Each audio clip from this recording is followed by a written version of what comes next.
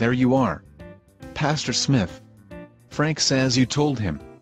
We must study, and argue, and argue. Even after we know we have the Bible right. Did Frank say that? I explained to him. We must keep an audit of our grasp of Bible. With authorities. With those who disagree with us. With God. Yes. That is what Frank said. But it seems wrong to me. Why keep fighting with those who are wrong? Why treat what we know is right, as if wrong? Are you 100% right? All the time? And if not, shouldn't you keep fighting to learn more? Actually, there is more work to do than even that. More? Much more. What you think right, you must test throughout Bible. With every other doctrine, like a jigsaw puzzle. Every piece must perfectly fit. Or you made a mistake. Huh? You own a coffee shop, is that right? Do you not keep records for the IRS? I own a chain of coffee shops. We must keep very strict records. Or we will be penalized by the IRS on an audit. Every penny must be accounted. Or they will make us explain. Yes, every penny. So how much more? If your beliefs are wrongly spent, then you wasted your life. But how can you account for every belief?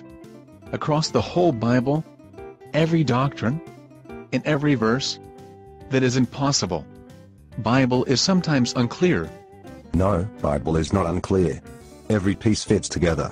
So if you don't test each penny, you don't know if your belief passes God's audit. But you cannot test perfectly. God can perfectly test. So if we stop fighting, if we stop asking, if we stop auditing, then we flunk God's audit. If we keep testing, we learn more and see Him better. But that means we must spend all our time on Bible. That means I must spend all my own time on Bible. You and I will stand before God. I also must pass God's audit on how well I taught you. Ephesians 4 verse 16. But how do I pass God's audit? Well, if I am your pastor, your test is whether you learned what I taught you, if you studied, if you tested what I said with Bible, if you asked God about what I said. Test what you say? How do I do that? Matthew 7. If I teach wrongly, bad fruit results. If rightly, fruit will be like Bible. If you do not test for sense, then you do not learn. All pieces must fit together. And if the pieces do not fit together? Then ask questions. But first test both sides yourself. This helps you audit what you know. So it helps to study my Hebrew and Greek classes. I don't understand. Why do I need to know those dead languages? The Bible is very precise. In Hebrew and Greek, many meanings all fit together.